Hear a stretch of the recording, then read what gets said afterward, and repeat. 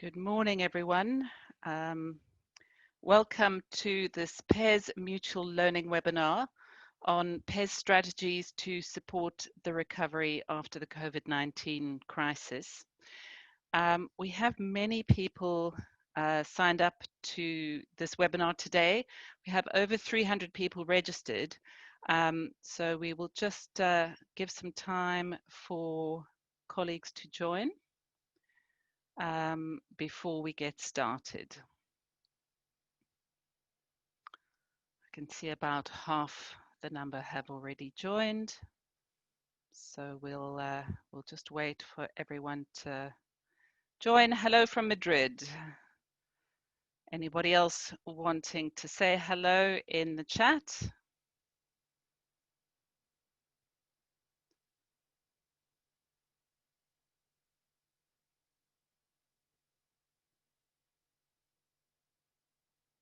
Lovely to see people already greeting each other.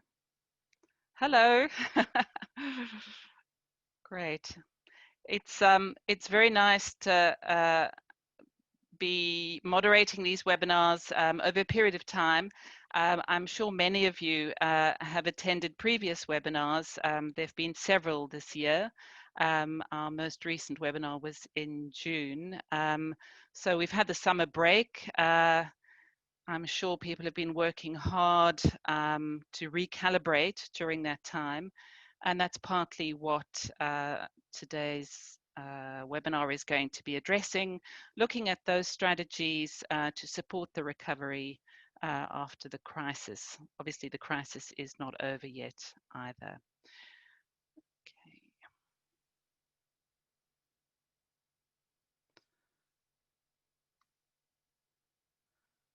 So, my name is Tekla Schroders. I am your moderator today. And I'm joined by several colleagues, by Eamon Davern, who is our subject matter expert. Many of you will be familiar with Eamon. He's attended all of these webinars and contributed his excellent insights and analysis throughout. Also today, we're going to be hearing from Pierre Soudin from PES in Belgium, from Acteris in Brussels. We'll be hearing from Bernard van Nijnatten from PES Netherlands, and from Michael Lindt, he's from the Swedish PES. After each presentation, we'll have 10 minutes of questions, and then there'll be a final round of questions after all the presentations. You can, as I'm sure many of you are familiar, you can enter your questions in the Q&A box, which you should find at the bottom of your screen. If you put your questions for each of the panelists in the Q&A, Eamon will be moderating those questions.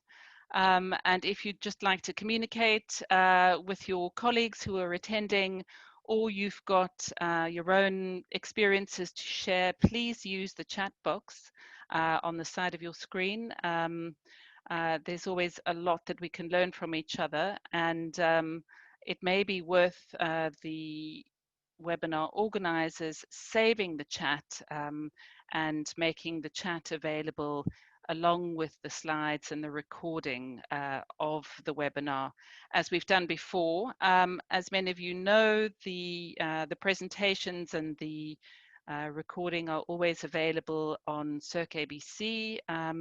If you are not signed up to Circ ABC, please let the PES Network know. The email address is on the screen in front of you.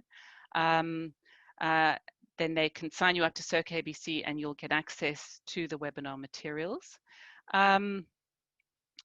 Today's webinar will only be available in a few days' time.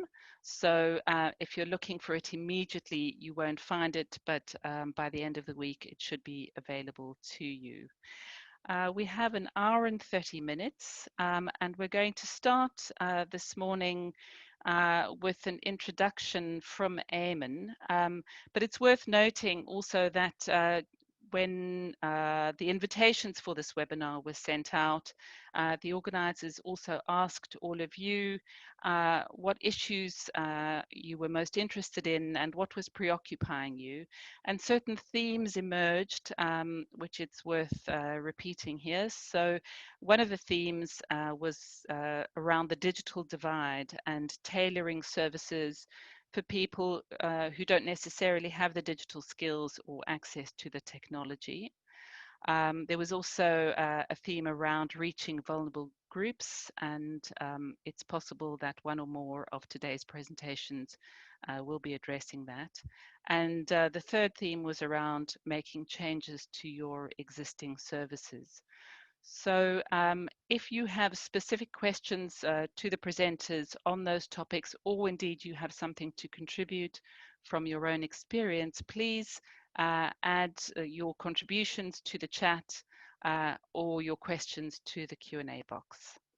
And I'm now going to hand over to Eamon, and he's going to just introduce today's webinar.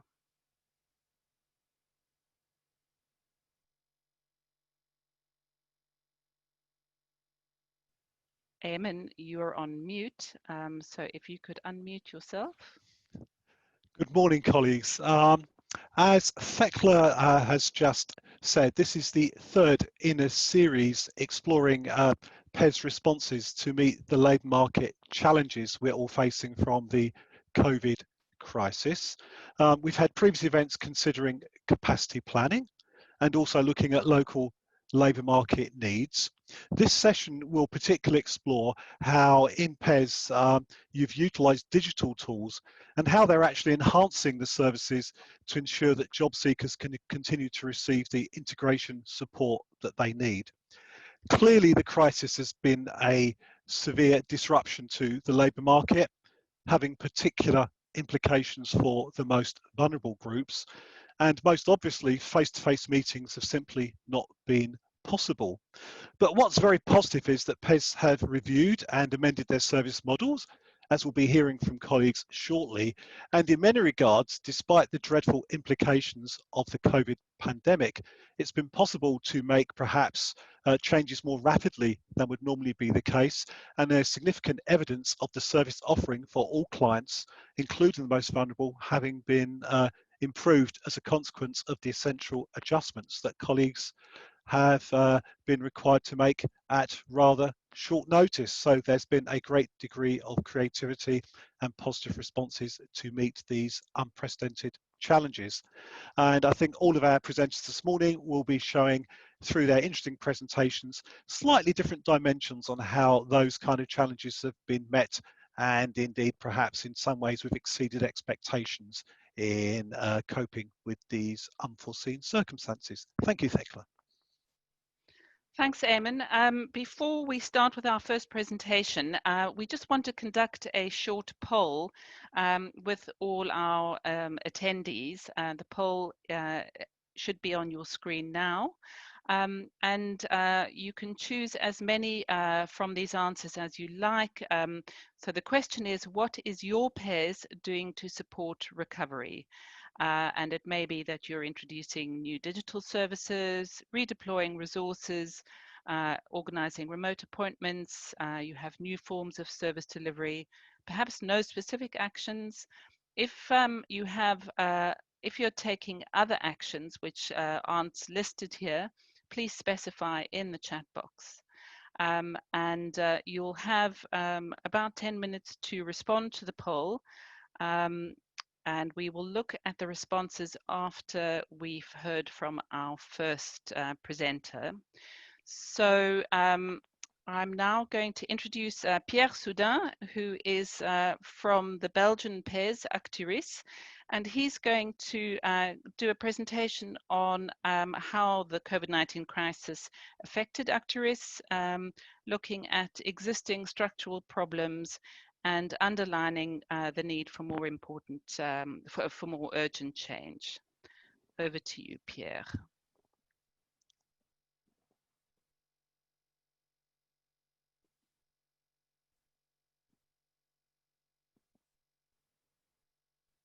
And Pierre, if you could, I hope you can hear me and we that can you can hear you. see the screen. Yes, Okay. yes. So hello everybody. I'm very glad to be here with you all.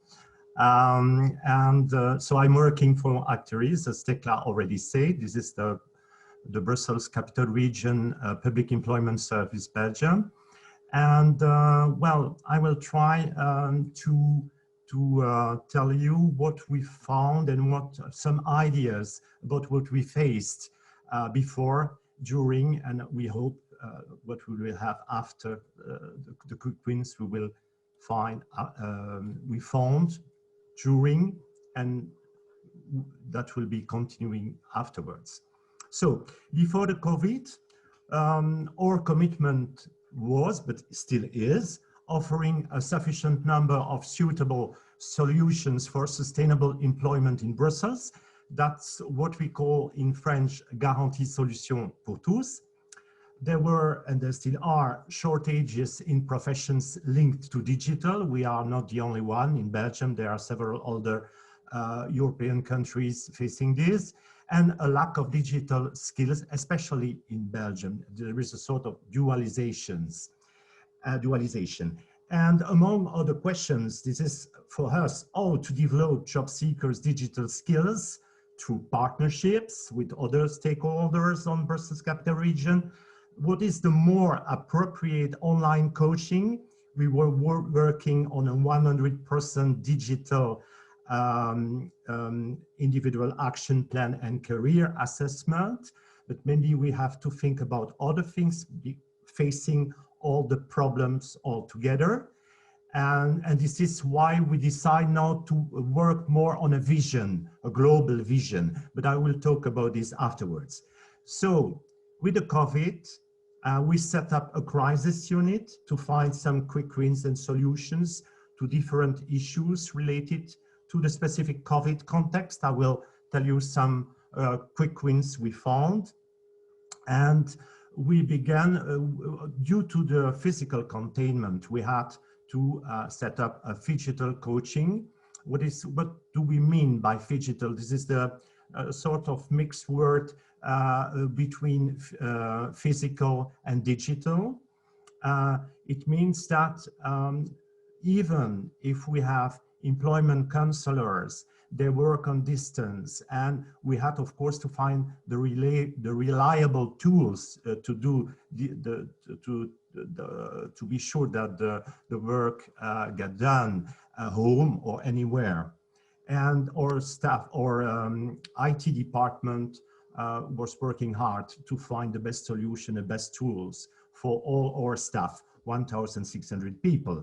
But we face these other problems of access, even if it seems unbelievable for you all today.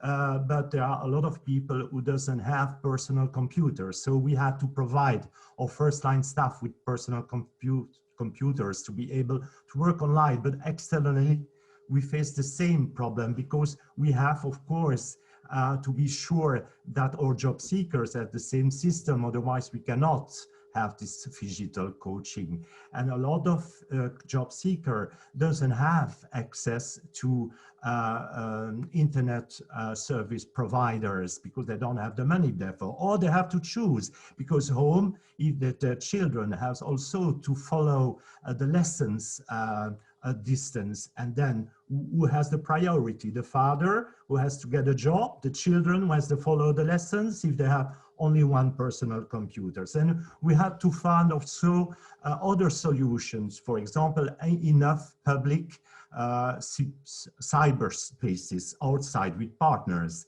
Of course, this means also that extra budget. So we had to speak back with our government to try to have extra budget. And we had to write an amendment to our management contract, including a plan to fight the digital divide, which is a big problem in Brussels Capital Region.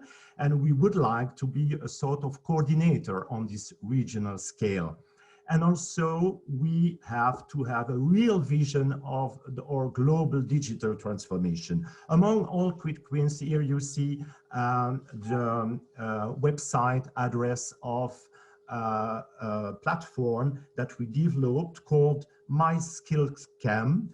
My Skill Camp is a platform of e-learning tools for our staff based on apps. This is how to increase their, enforce, their language or digital skills, but also commercial or management skills. Another example resulting from telework, we think now more and more about a dynamic office in Actiris for afterwards when we will be in situ again. That can lead to improving, of course, we hope, staff well-being. Another quick win was, of course, it is not because of the COVID that we stopped having new recruits. So what with the new recruits in March, in April, in May, when we have to work in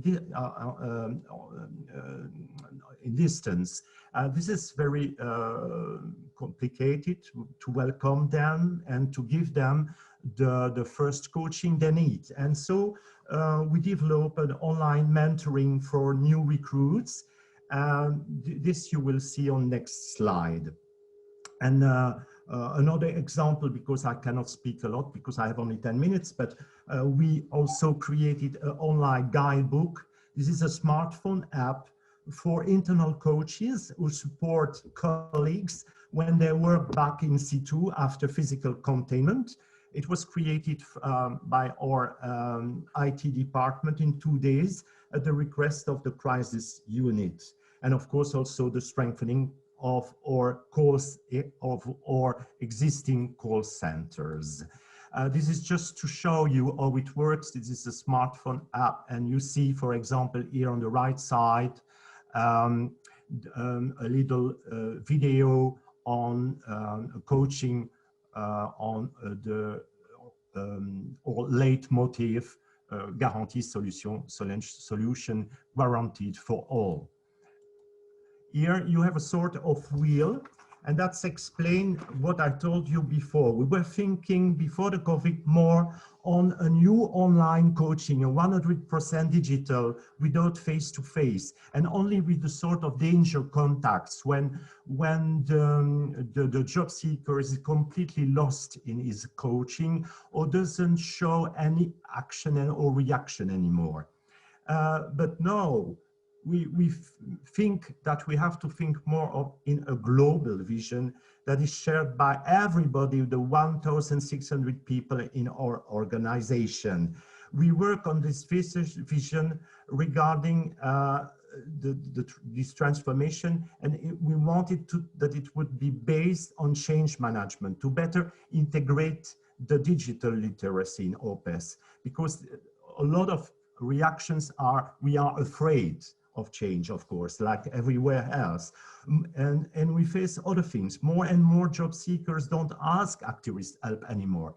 You know, in Belgium, this is specific. We have to be registered. The job seekers have to be registered to allow to unemployment benefit. But due to the fact that the unemployment benefits are reduced, they ask less and less to help because this is not interesting enough anymore. So we have to find another way to attract them. So we have to think about all those fees and also the shortages in digital skills and difficulty of access to digital altogether. And not only to rush in a tool. As you see here, what is our added value in the ecosystem? As the VDAB said before in a very, very interesting webinar, what if VDAB is the PES from Flanders, disappears? So we have really to think, what is our added value?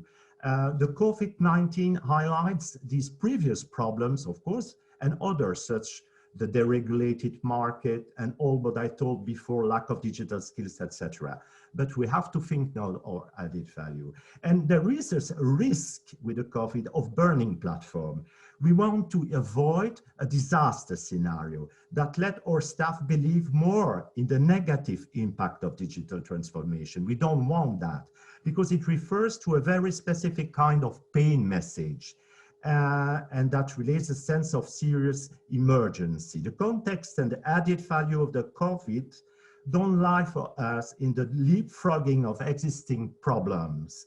But it should help to think about issues and define problems rather to seize on solutions.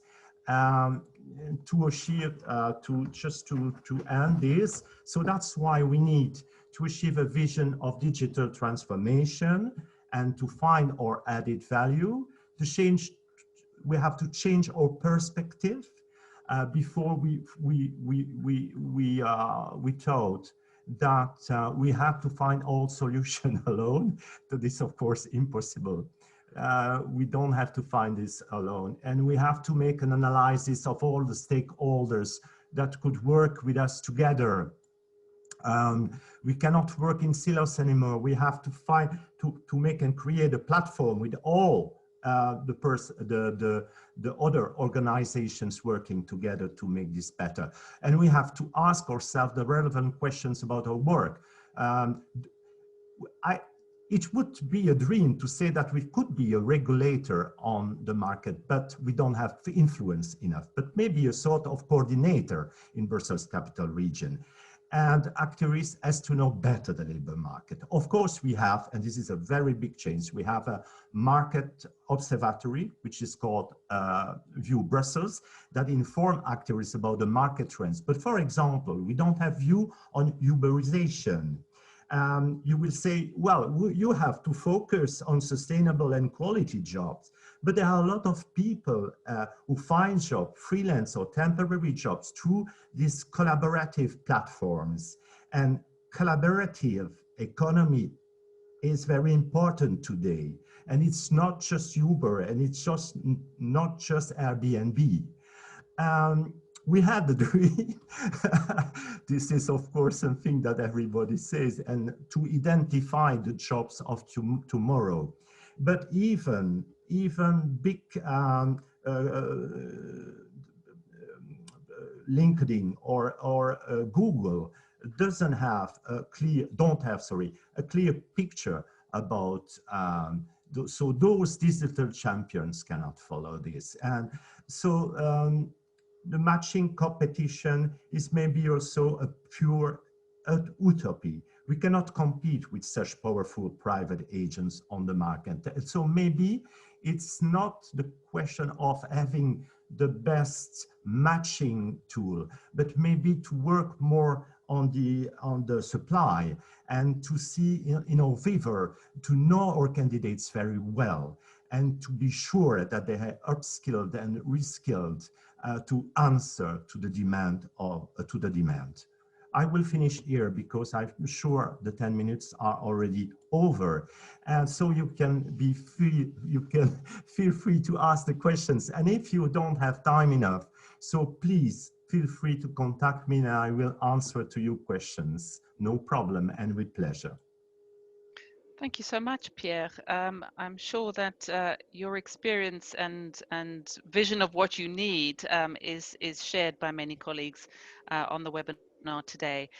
Just a reminder, if you have questions for Pierre about his presentation and about the Actiris experience, please add your questions to the Q&A box. And I'm going to hand over to Eamon to start the discussion on Pierre's presentation now. Thank you, Pierre. A very interesting presentation of the recent experience in Actiris. And I think I must start by commending you for, I think, introducing one, if not two, very appropriate and new words, actually. Phygital coaching is a very nice description I have not come across before. And Uberization is an excellent description of the transition to the platform economy that perhaps has not been used frequently previously as well. Pierre, if I could start by asking you a question, if I may. You mentioned you established a crisis unit in Actiris. Could you give us an example of perhaps one major piece of learning from the crisis unit so far, something that has emerged from discussions in that group? Yes, of course. I think the first and most important thing is that we are now sure that is uh, and this was something we were not sure about before, that there is some agility with it, actually. We can react very quick, and if we have to. And we have seen that all our colleagues were working together to find the solutions, to even share some ideas, and this is a big agility. Also the fact that they have to be trained in a very short time, and they did. Second thing is that comes to me now. This is teleworking is possible for all, and the digital coaching is possible too. And that was something before even the trade unions who are very strong in Belgium were against. And they say no, because then they will have no job anymore. This is not true.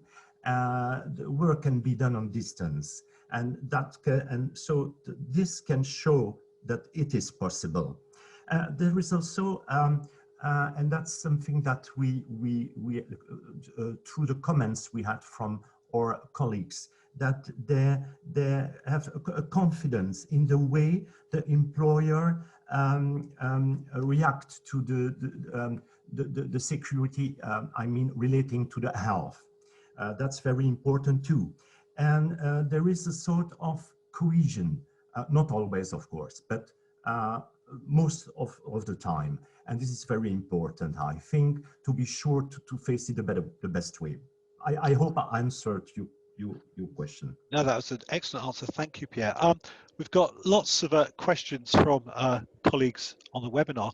Firstly, from our colleague Hildy at the Commission. She was very interested in your comment on the link between registration and connection with the PES in the Brussels City region. And do you have any information or perhaps impressions, Pierre, if people who actually don't register are still likely to use your digital services? The question is why they don't register Or anymore? if they don't register, might they still use your digital services even though they don't register with the PES? Are No. they still able to use your services, or must they register?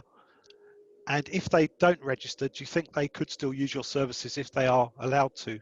Have you any view on that or knowledge? No, because the way they had to register to us, they had to ask our help in some way. Okay. And that's why then they used, of course, the tools accessible for them. And due to the fact that the employment benefits are reduced, we have to show them it's still attractive. You have a lot of things you can find is free of charge. And you can find career assessments, and you can find people who can help you in trainings and in many other things. And this you can find online in a big platform, because we want to improve what we call the unique file, and to make it something, an approach for every stakeholders all together, for the partners, for the colleagues, for the employers, for the employment counselors, and this maybe will attract them again. Thank you very much. Leading on Is this from the answer, you think? yes, that's excellent. Yeah. Thank you, Pierre. I mean, leading on from your comment on employment counsellors, we've got a question from a colleague, Susanna Kratz. I mean, how important do you think the competence of the counsellors in working through these new digital systems is to making a difference for your clients? So how important is the actual competence of the counsellors working digitally in this new world we're in, do you think? It is important, and we have to work on this, of course. We have to train them in a very short time. And or they have to use video, for example, or they have to use the conferencing tool. We made very quickly a guide for them with inside trainers to be sure that they understand how they have to manage this, when they have problems, or they use all the buttons and things like that. It seems maybe not very clever for you, but it's very important that there are no bugs, and that, you know, or at least as possible. And we test several tools before to be sure that it's the best way and the more friendly way for them to use it. Well, that's it. I think, yes. Yeah, no, thank you. No, absolutely. I mean, I think getting Yeah, it is very important. As you said, getting the basics right is often the most essential change when we work in a new way. Your reference to Labour Market Observatory has generated some interest as well from colleagues on the webinar, Pierre. And we got a question asking if with the Labour Market Observatory, how exactly do you use that in your organisation to assess labour trends and job vacancies? Is this a tool that can be used for the job coaches as well? Are they able to use the Labour Market Observatory, or is it only used for analytical purposes in the organisation? That's a very good question. We realized that there is something missing between the observatory and the employer counselors. That's a really good question, because in our 100% digital tool, we would like to add something that they can have a sort of comparison. For example, someone would like to have a job to be a secretary. Okay, you want to be a secretary, but there are only few jobs and a lot of competitors on the market. If he has an image, a screen, that he can immediately have this kind of information, he would be able to say, okay, I know that you would like to be a secretary, but if you do accounting, a little bit accounting just next to this, and there is a training beginning in 2 months, then you will be upskilled. And just look at this, your chances to have a job now are increasing, and there are less competitors in this job. So this kind of thing, we need now to find this link with the observatory, because the observatory is very interesting, because it makes analysis and studies very important for us to see the big trends. But we need to make it a real tool accessible for all. Thank you. And I think perhaps we're sadly looking towards running out of time now, but I've got one very good final question here for you, Pierre, which I think goes right to the heart of an interesting point you made in your presentation. Getting back to where we started with Uberization, our good colleague Annie Gauvin, known to many of us, has asked you, what way do you think in perhaps Actress or the PES generally, we really can match competition from Google or LinkedIn? Do you think it's feasible, taking advantage of the new digital tools to actually compete in the market with these organizations? Or do you think No, we need... for me, it's nonsense to compete with them. That's what I said. It's pure utopia. We have to work with them eventually, or we can maybe less. I don't say that, of course, we don't have to work on the matching, but we have to work more on the supply side. And we say, you know, okay, the job, you have several jobs, there are shortages, you need this and this kind of profile. We have this in our Viver. And this is something, if we upskill them, if you can help us, if with the several trainings in enterprises, in the businesses, and then we can make it quick that you have the appropriate candidates. And this we have to do in a very agile way. And this is our job, I think. Yeah. And we can work with all private partners, no problem. We have to change our mind. Okay, thank you very much, Pierre. And I think that working perhaps on the supply side may well be the unique selling point for public employment services going forward. Thank you very much. I'll now hand back to Thekla. Thanks, Eamon, and thank you, Pierre. It was really interesting. Lots in that presentation, and lots of good questions. The questions that we weren't able to address now will come back to towards the end of the webinar, where we'll discuss issues arising from all the presentations. Just before we continue, let's have a look at the results of the poll. So you will all have had a chance to respond now. And the question was, what is your PES doing to support recovery? And it seems like the majority of the responses are at least looking at remote appointments. And then we also have new digital services and new forms of service delivery. So, and there were some answers in the chat as well. Additional actions which weren't listed here. So good to know how everyone is managing to adjust. Thank you for that. We're going to move on to our next presentation now.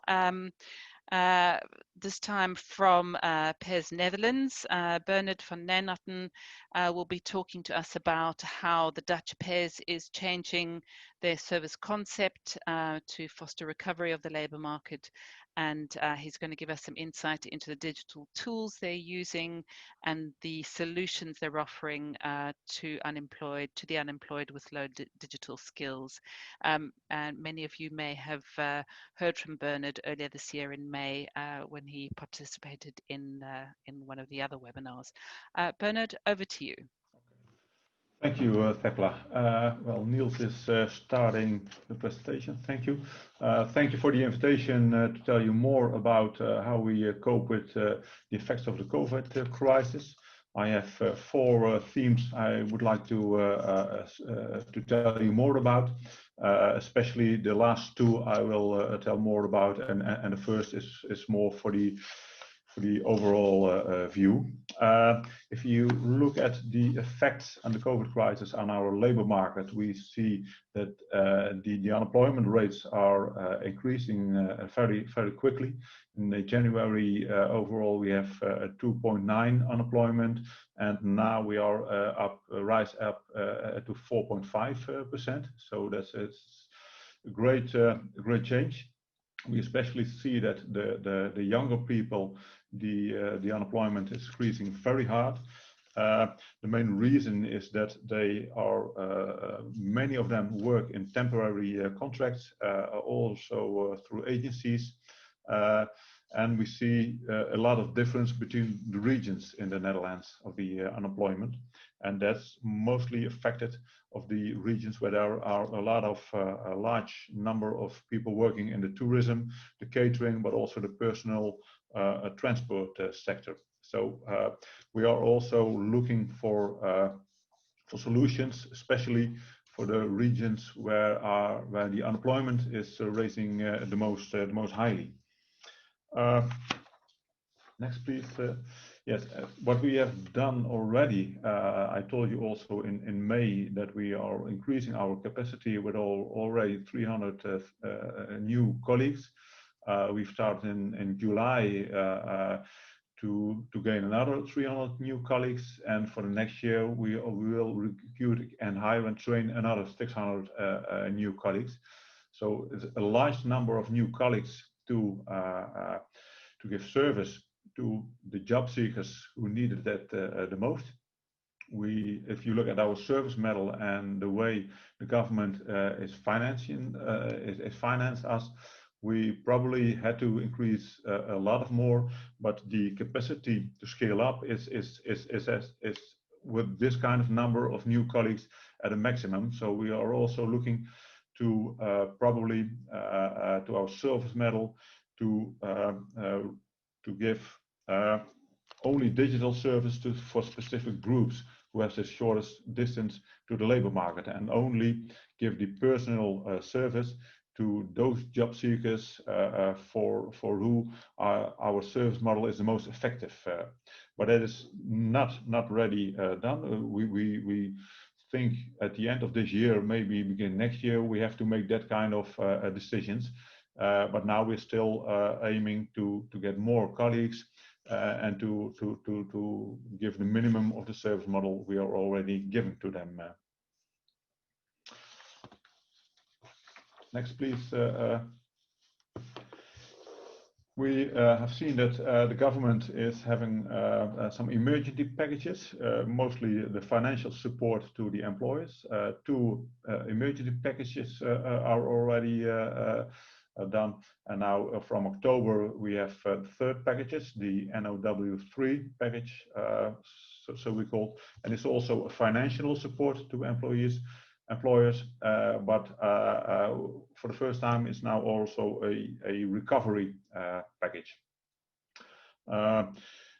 the main goal of all the financial packages is to remain and to keep the employees into employment. And we also see that without the emergency packages, our unemployment will rise enormously. So we're looking forward for the effects at the end of this year when the first two financial packages are closed and there comes a new financial package. What I already told that the emergency packages are the financial packages, and now we're looking for the recovery packages.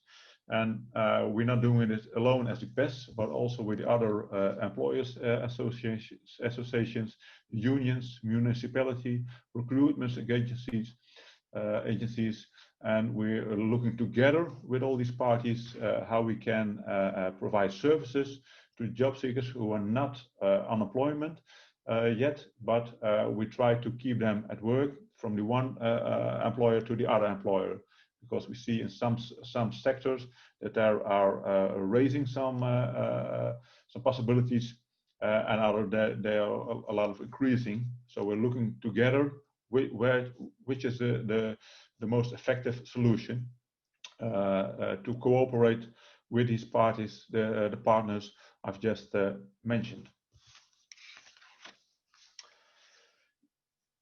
The next, please. Yes, the recovery package we're building to the regional labor market transitions teams, where we have all kind of expertise from ourselves, but also from the municipalities, from the unions, and also the private partners.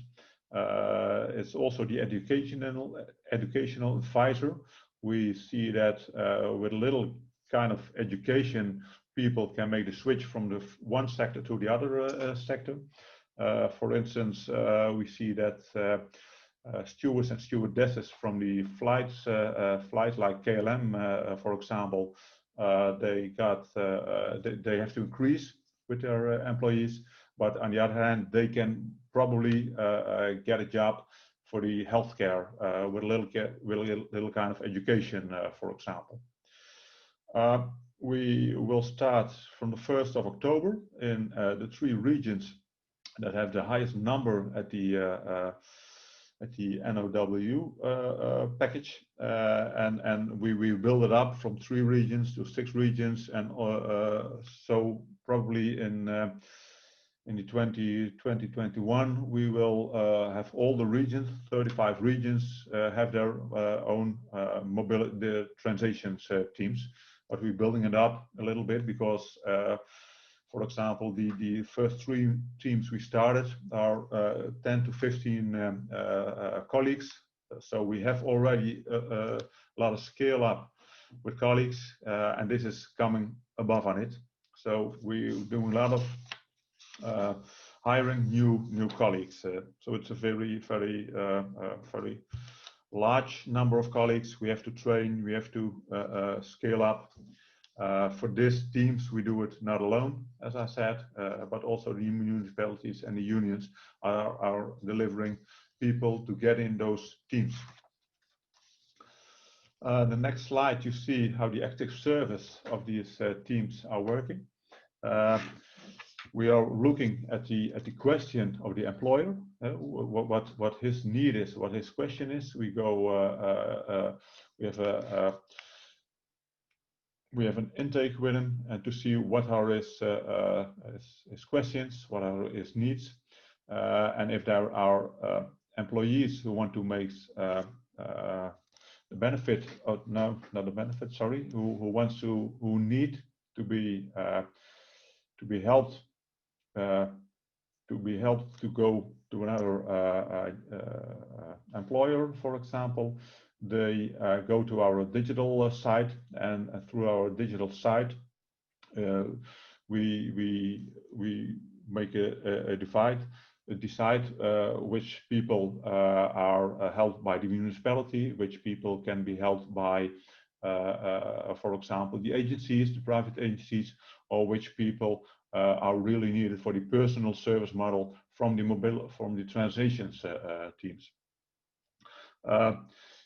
it's good to know that these people are voluntarily asking for our help. They don't have an unemployment benefit for us, so it's voluntary. We can't say you have to do this and you have to do this, but it's voluntarily that they ask for help for us.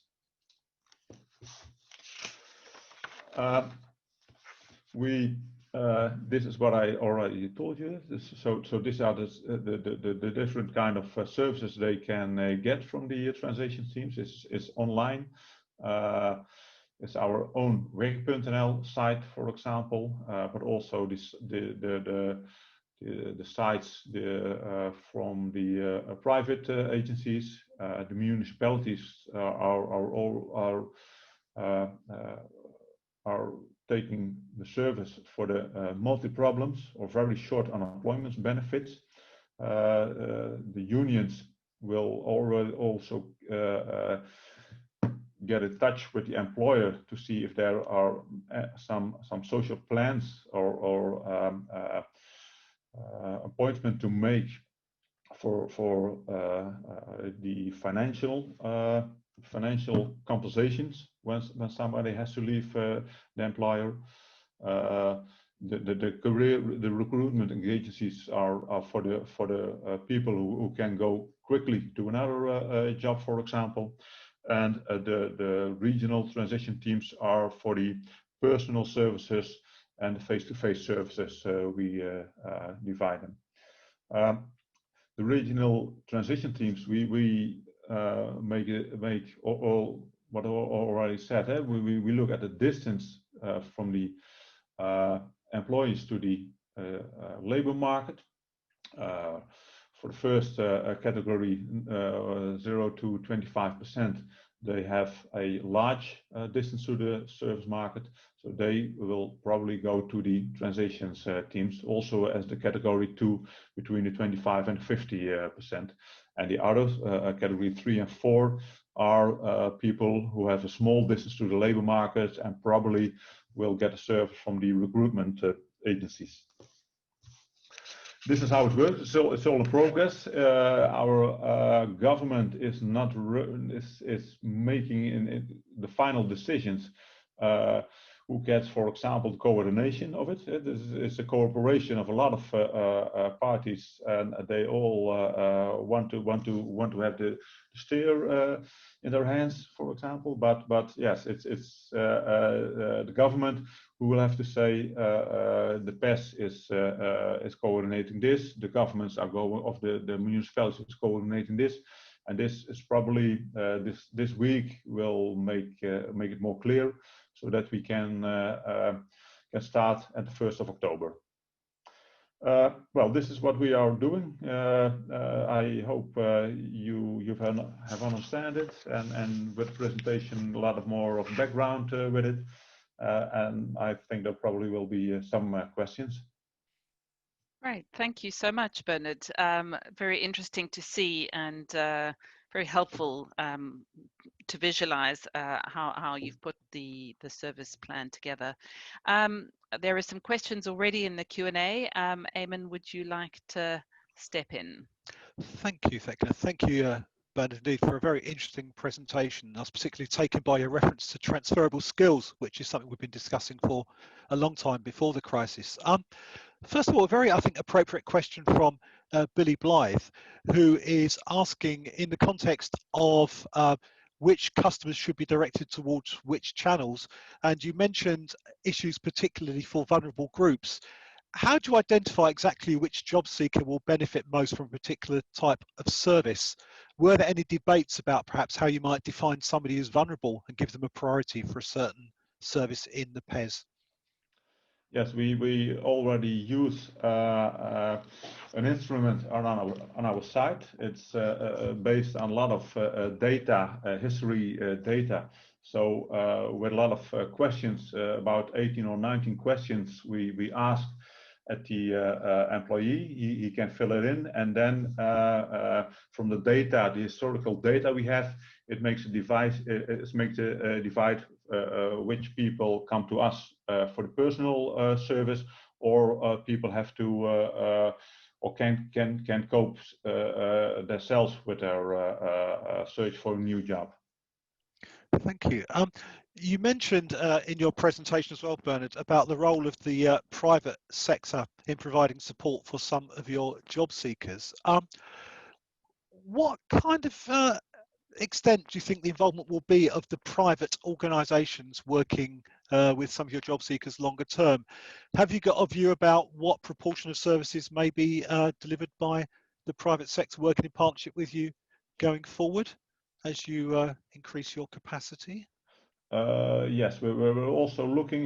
We've seen that the private agencies has a lot of less work for themselves. So we are also looking to take over a personnel who work with the private agencies who already are known with matching, looking at vacancies for job seekers, and to get them also into the regional transitions teams. The cooperation with private partners are also from the history we are used to cope with them.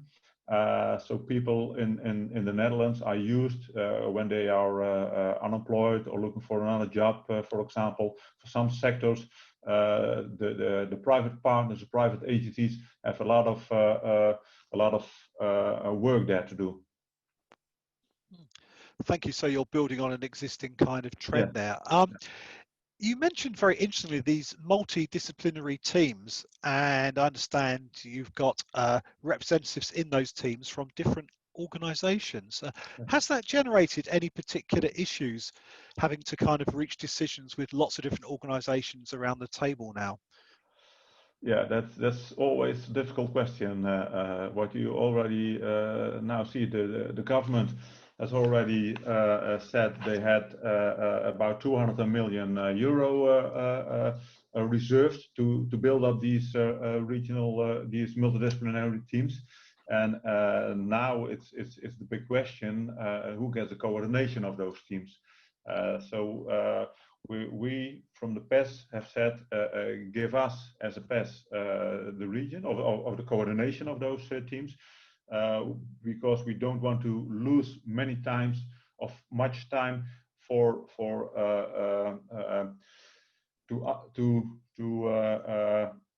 to discuss who will get the coordination. But we have to help those people who are now probably get unemployed. There are opportunities in other sectors, so we don't want to lose many times for discussions. So we ask the government to point out and to order the PES for the front job to do this. And yes, as already told, we expect that this week there will be a decision, and the order will go to us to start with those transitions teams. And of course, for later on, the structure of this cooperation that will probably go to the municipalities. The council of the municipality has already the coordination job for the labor market in his region. But this kind of intervention asks for a quick, a lean and mean intervention, and then we from the history, when you leave it to the municipalities, it costs lots of time when it comes to do things. I think you very helpfully there actually answered a question from our colleague Hilde Olsen from the Commission, who wanted to know from amongst this new range of partners, Bernard, which you saw as particularly the most important stakeholders. And I think you've actually already responded that the municipalities are particularly important in that regard. Thank you. Unfortunately, again, looking at the time running out, which is often the problem in these discussions, but I've got a couple of quick final questions from my colleague Susanna Kratz, who would be interested to know briefly, has there been a particular change in the training offering from the PES to take into account new jobs emerging, referring to your comment about the transferable skills that many of your job seekers have? And perhaps finally linked to that, has your PES received a higher budget allocation to cover the cost of some of these new training requirements for job seekers? Well, the training, the budget for the training is will go to the municipalities because they have the coordination already of the labor market in their region. So probably the finance for the extra training for the job seekers will go to the municipalities. They have the coordination over that, and for the transitions teams will the financial go to the PES, to the UWV probably. So that is how we're looking at it. Okay, thank you very much indeed. And now I'll hand back to Thekla. Thank you very much, Ben. It's a very interesting session. Thanks, Eamon, and thank you, Bernard.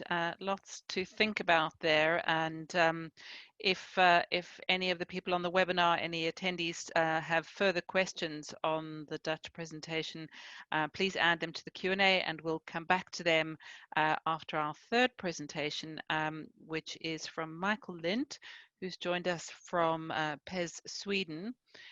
Michael's presentation will focus on how the Swedish PES is managing its digital services in a situation where it's no longer possible for new job seekers to attend physical meetings. And they've also launched a campaign for the implementation of their of their new services. And I think that he'll tell us a bit about that as well. Michael, over to you. Thank you, Tekla. I hope you can hear me.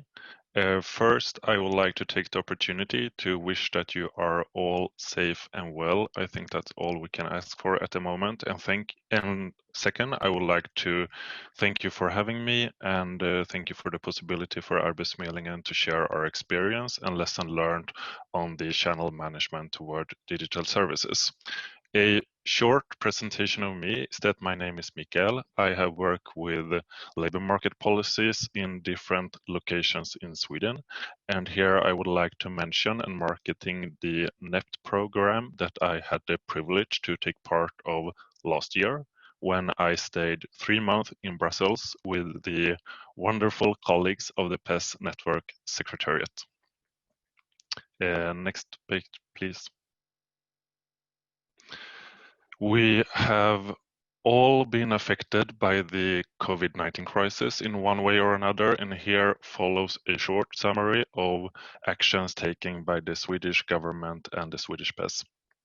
The major reform implemented in the beginning of the crisis was the implementation of a furlough system, similar to the legislation in Norway and Denmark, where the government subsidized the cost of personnel in an economic decline. And I choose to mention this because it reflects the great importance and influence of social partners in Swedish policymaking when it comes to labor market policies. With a rate of unemployment at almost 10%, we are seeing twice as high numbers of new registered job seekers than this time last year. However, I think it's pretty much the same development in all our countries, but it indicates a heavy workload for PES. For the first time, Arbetsförmedlingen is now allowing all employees to work from home. For example, at my department, the distance service department, we did not allow teleworking opportunities before the crisis, but now we do, and here I am sitting home. This shift will, of course, be very interesting, and we will later on have to analyze what kind of future workplace this new way of work will require. But I think that one thing is for sure, and that is the necessary shift in leadership towards a more trust-based leadership when employees are no longer commuting to the office. Another great action we were kind of forced to take while managing the initial situation of the COVID crisis was that all new job seekers who will start full-time work or studies within 3 months are no longer provided with a planning meeting. neither in physical nor in distance. Instead, they rather get an automatic generated plan. And to be honest with you, that is kind of revolutionary in our world. And I think that is the first step into the area of standardization and optimization. Up to this date, nearly 6,000 people have registered their unemployment and are now re-entered the labor market, fulfill their customer journey without any contact with Arbetsförmedlingen. Since we are in this crisis together, I would also like to mention that Arbetsförmedlingen has established a good collaboration with the stakeholders, social partners, other government agencies during this time, and I hope that these partnerships will continue in the future. The channel, we can take the next slide, please.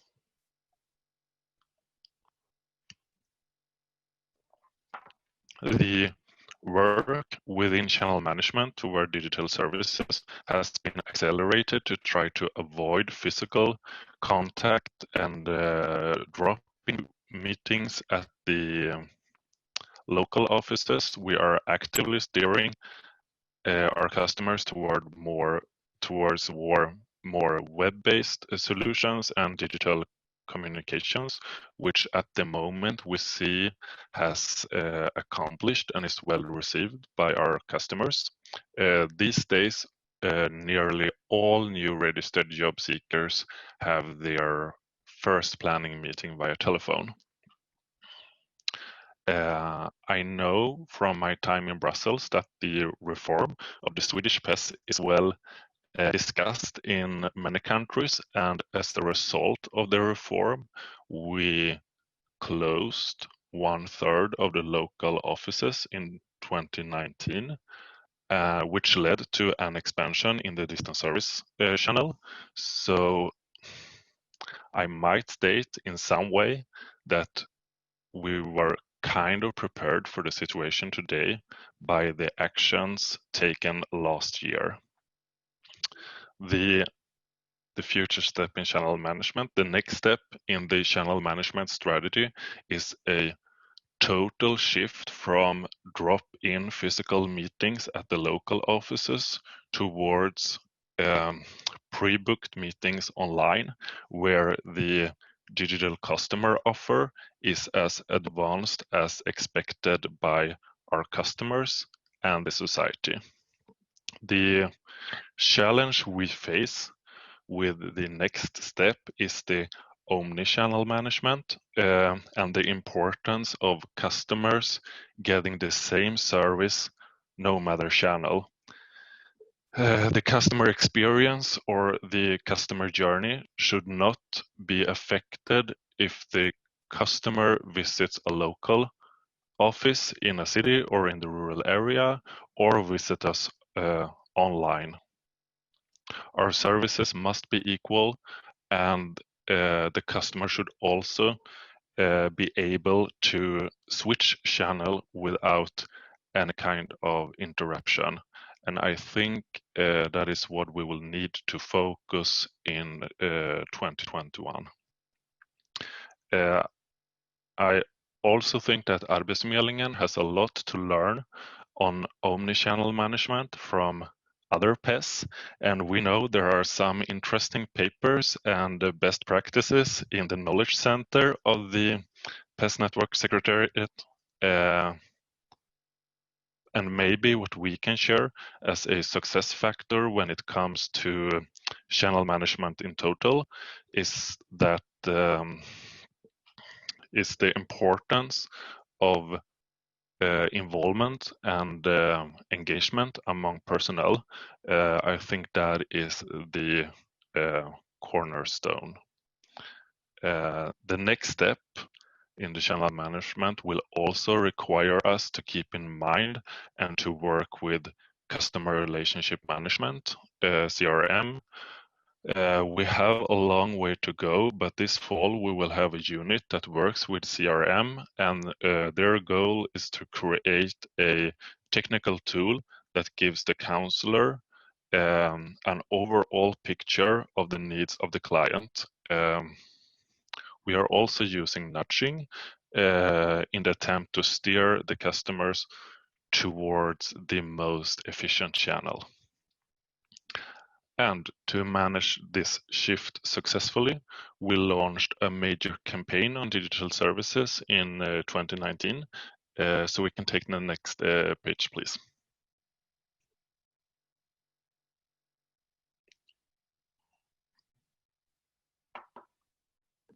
Chiara, could you advance the slide, please?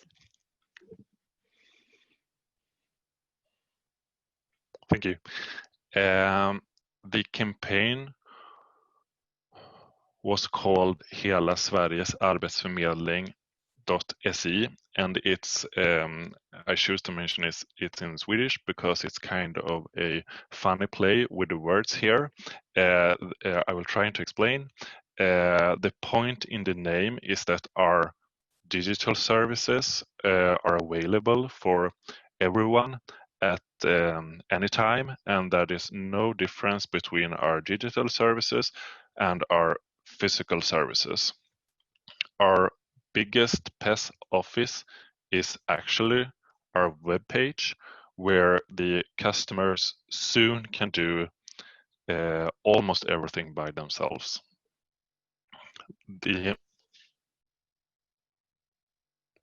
I hope I'm still here because my computer went all black, but now I'm back, right? Yep. Yeah. Continue. Yeah, thank you. The campaign, the advertising campaign, was broadcast on national television, in cinemas, online ads, and on billboards as well.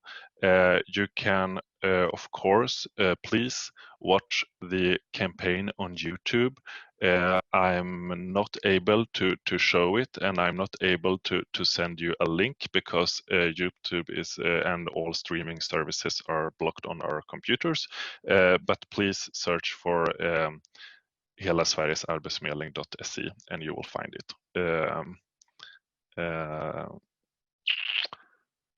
You can see some of the results of the campaign on the slide, but I for sure think that the campaign raised the awareness that even if we closed 1/3 of the offices, we are still there for those who need us. And even though the campaign was really well received, and was awarded with prizes, I know in the public debate that some thought the campaign was unnecessary or expensive, but I think today the campaign was crucial in managing the situation resulted by COVID. So that was one of the success factors today. Next page, please. Yeah, I would like to thank you for listening, and I hope to see you soon in real life when everything is normal again. Thank you. Thanks, Michael. That was great. Hopefully you noted down the title of that video. You can search it up on YouTube if you want to take a look at it. So questions. I can see there are some questions in the Q&A box already. Eamon, would you like to pick up with those, please? Thank you, Michael, again for another fascinating presentation. I think a theme that's been running through these webinars is some very logical building on existing strategies and amending those for coping with the crisis, which you were explaining to us, and lots there about the requirement to have a dynamic channel shift, which is very interesting as well. Your comment about the automated or automatic generated plan set the question box buzzing straight away, actually, as soon as you mentioned it. All right. Perhaps could you briefly mention what an automatic generated plan actually is in a little bit more detail? And also, do you actually envisage the possibility of every single job seeker eventually having an automatically generated plan in the future? I know, thank you for the question. It's a very interesting subject, and we We started working with this in May, so we still have a lot to learn and even learn from our own experience.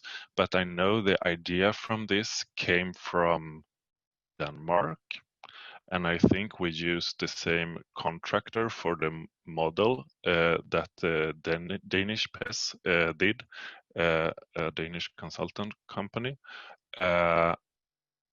And if it's all about profiling and we have a artificial intelligence tool that profile those people that should get the automatic generated plan, and the opinion is of course that these people, they are around 10 to 12% of our customers, they will not benefit from a meeting nor in physical, neither in distance, and they should rather get the automatic generated plan where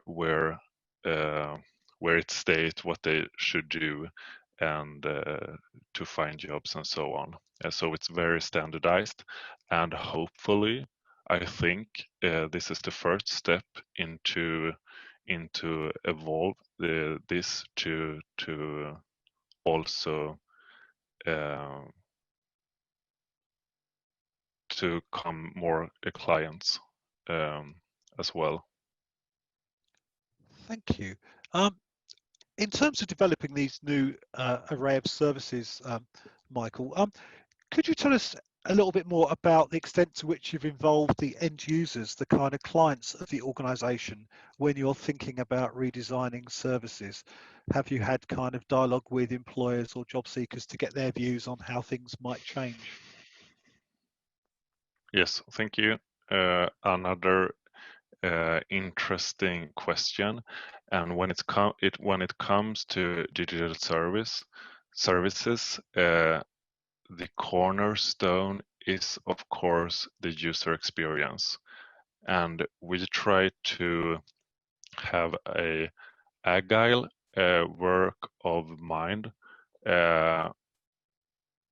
to always change the services, the digital services, due to the customer experience. And that's one of the pros with digital services, because we can see what the clients are doing, what they are liking in our online services, how they are using them, and then try to evolve what we can analyze from this. And so that is the pros with the digital services. And we are of course seeing what the job seekers are doing, but we are also learning from other companies, for example Google and so on. When they have a release of a new service or a new set of services, they immediately start working on the next one or the next update. So never be calm and have an agile set of mind and use and analyze the user experience. Thank you. A question here, one that actually arises fairly frequently when we are discussing the move towards digital channels. Do you have any concerns, particularly Michael, in your organisation, that the increasing trend towards more digital services and a reduction in the number of offices is potentially, does it carry the risk of widening the gap with certain categories of job seekers? Is that a concern that you've had or something that you've debated up until now? Yes, of course. Another important question. And at another seminar, myself could actually have raised the same question because I agree with the intention of the question. And of course it does. There's no denial of that. And we still have offices open for physical meetings, physical drop-in meetings. And I think and hope that we will always have to have the gap in mind. So I think we will have to work in both channels the same way, the physical channel and the distance channel and the digital channel. So the physical channel will always be open for those who need it. Yeah. And perhaps for this section, one final question, which I think leads on from the point you've just made, actually. Do you also work with people with low digital competencies to try and improve their digital competence, so over time they are actually able to engage with yourselves and ultimately the labour market through digital means? Is that something that you seek to train people in? Yes, we do, and that is really important in this shift towards the other channels. At all our physical offices, all our local offices, they are working with this. To get access to our digital services, the customer will need a ID, or as we call it, a mobile bank ID. The counselors and other resources at the local offices help customers to explain what that is and how they will get one of those, so they can make contact to our digital services, and then maybe next month send their activity report in digital. So I think that is one of the success factor that we leave in that way. We leave no one behind, and they can get all kind of digital support at our local offices. Thank you very much. Well, I think leaving no one behind is a very nice phrase with which to end your presentation. Thank you very much for your fascinating answers to the questions, and I'll hand back to Thekla. Thanks, Thank you. Eamon, and thank you, Michael. In a moment, I'm going to give all three panelists an opportunity to respond to what they've heard from their colleagues, and perhaps to pick up on any additional points either arising from the questions or other thoughts that have come to them over the past hour or so. But just before we return to the panelists, we'll do a second short poll which should appear on your screen in a moment, and this time we want to ask of the changes made in your PES in response to COVID-19, how many of them will become permanent features of your delivery model? And this time, if you could just choose one answer. So we'll leave that poll open for 5 or 10 minutes, and we'll look at the results before we close the webinar. And now I'm going to return to our panelists, maybe starting with Pierre. Pierre, any additional points that you'd like to make or reflections on what you've heard from your colleagues' presentations this morning? Yes. Well, all presentations were really interesting. Maybe one global idea or reflection. This is a reflection we have also here in Brussels, in Belgium. This is all to upskill and to reskill all the time people and job seekers. This is very, very difficult. And certainly, if we are not the providers of the training, and this is very difficult because we have to respond very quickly and very with a lot of agility to the employers, and to go very quick because the trends are changing all the time and very quickly. And this is a very, very difficult point, because we have also, I think, to work with the young people, with students. There is no matter all the artificial intelligence will play out, but all the students will need more flexibility, resilience. They have to need more and to learn how to learn, and to understand, to increase their capacity to understand an increasingly uncertain environment. And this is and therefore we cannot work alone. That's what we see in several presentations. We have to work very locally. We have to work with trade unions. We have to work with the municipalities. We were to have all together to find, and certainly with the education. Great, thank you, Pierre, for that. Bernard, any further thoughts, reflections, or comments you'd like to make? Yes, it's already always interesting to hear how other pets are coping with the similar problems and issues that we have. So that's already always nice to hear that you're not alone with your problems, but everybody got the same problems and issues to deal with. What I see at the last presentation from Michael, the omni-channel, we're looking also, we before the COVID crisis, we had only one channel. It's only the personal physical channel that was first, unless but now we're looking towards the other channels, digital.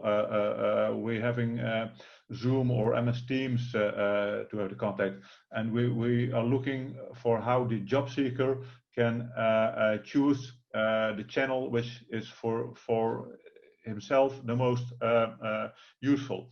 But also we are looking then what is the most effective channel to get the job seeker to the next level or to the other job. So that is a search that I can see, and it's also asked, and that gave Pierre in his presentation. It asks more of the capacity of our advisors. So we are also looking what does our advisor have to have on capacities for this omni-channel to get the best service model to our job seekers. So it's very interesting. Yes. Thanks, Bernard. And Michael, any additional comments from your side? Yes, I would like to thank the other panelists and all participants, and I think I can state that as answer to the question for all, that I think that all our changes and shifts done as a result of COVID will be permanent. Thank you. Thanks, Michael. There was an additional question in the Q&A addressed to Pierre, which Pierre indicated he'd like to answer, and it was to do with actuaries hiring extra workers and how many of those as counsellors. Yes, we asked our government to have more extra budget and more workers. The answer is that we have first, of course, to work on new channels and on digital transformation, because this is very urgent and this is a real emergency in actuaries. But we will also have 50 extra workers and 50 in a subvention with partners. I mean, a person that we subsidize in our partnerships. So it will be 100. Thank you, Pierre. Eamon, any further questions you'd like to ask Yes, of the indeed. panelists? Yeah, a couple actually generated by the very interesting presentations. First of all, Michael, you mentioned during your presentation that in a recent kind of customer survey, there was a fairly substantial increase in a number of people with a positive perception of the services that your PES provides. What do you specifically attribute that to, this increased customer satisfaction with your services? What do you think is behind that? Thank you for the question. Maybe I wasn't clear enough, because the increase in that experience was from people exposed by the campaign. Yeah. So people have watched the campaign and have a more positive view of Arbetsförmedlingen, and I think that's because of the positivity in the campaign and the humor. Because last year with the reform, we were kind of in the middle of sad times. Many municipalities had their local PES office closed, and we showed that with a happy face, we are still there, and it's just to contact us as before. Okay. So I think that was the mood why they appreciate the campaign and have a more positive view of Arbetsförmedlingen afterwards. Thank you. That's very clear. Thank you. And perhaps one more question generated by your presentation, Michael. You mentioned that you're now engaging with, I think, 95% of your clients every month. They're kind of reporting with Yes, you. correct. Do you know anything about the characteristics of the remaining small number who are not actually Yeah. involved in that monthly dialogue with the employment service, the remaining 5%? Yes. Yes, the remaining 5% to access to our digital services, and therefore to send your activity report digitally, you will need a mobile bank ID or EID. For that, you will need a Swedish personal number, and for that, you will need to be a citizen. So the remaining 5%, they are mainly migrants. So Okay. that's the reason. So we will not get higher than 95%, but someday those 5% will have a personal number and could access our digital services. But all of the rest, my view is that all of the rest of the customers, they are in this channel in one way or another. Thank you very much. For Bernard, actually had a question arising from your presentation. You mentioned that the government of the Netherlands is, I think, extremely logically very exercised by seeking to keep employers in employment, and that the PES have now become involved in some of that work. Is that something that the PES in the Netherlands have been involved in before? I mean, traditionally, PES have not really worked so much with people in work. It's tended to focus on the unemployed. So is that something new for your organisation? Yes, it's in this number and this scale, it's new. In the history, we did it some kind of activities for specific employers, big employers, which had to increase with their employees. Then we did it, but it was only just an incident. But now it's for the whole for all employers who needed our help. So this is new. We also see it as an opportunity to for the future to probably get this this order structurally in our jobs or in our organization. Thank you. And I had one final question for Pierre, if I may. Pierre, during your presentation, I think you addressed the very, very important subject of how to engage with newly recruited staff in this current situation where we're not really meeting colleagues physically very often, if at all. Have you any further observations you could add on how you've been delivering this kind of mentoring for new staff when you can't actually meet them face to face at the moment?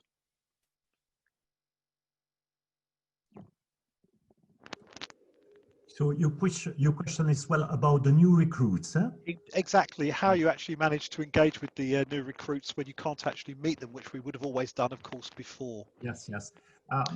That's why we have developed this tool online, just to be sure. First of all, with a welcoming speech of the the general managers, to welcome them in activities, from the human resources too, that tell them how they have to work even on distance, and then a special training to explain them online what they can expect, where they can ask their questions, all the general atmosphere that they get immediately to the point. And then, of course, a special training, a video with all they have, well, not all, but the most important things to know before to work. First, generally about activities, and then more specifically in their service. And then, of course, they have a mentor in their specific service who get in touch with him, to work with him online and to answer to his questions. Thank you. That's very interesting. I think that's a particular practice that may well be of wide interest to lots of colleagues, actually, because I think you've really touched on an extremely important aspect of the current situation. So thank you all very much for your very interesting answers, and I'll hand back to Thekla. Thanks, Eamon. So let's just look at the results of the poll then. The question about which practices will become permanent features of your delivery model, and it looks like most of you have said most of them. Of course, we don't know what all of those practices are, but it looks like many changes will become permanent, and it'll be interesting to track how that goes in the months and years to come. Unless there is a burning question that anyone still wants to ask, which I'm not seeing in the Q&A, I think we could draw the webinar to a close now. So just a reminder to everyone that the recording of the webinar and the presentations will be available on Cirque ABC in a few days' time. I believe the chat will be saved and will be made available there as well. So I just want to thank all the panelists this morning, Pierre Soudin from the Belgian PES, Bernard van Neenhoven from the Dutch PES, and Michael Lind from PES Sweden. Thank you all so much for your time and input this morning. Thanks to Eamon for his very lucid moderation and guidance of the discussion as usual, and thanks also to the webinar organizers. I believe there's another webinar organized in a couple of weeks' time, so do look out for that and hopefully see you again very soon. Thanks to everyone and have a good rest of your day. Bye-bye.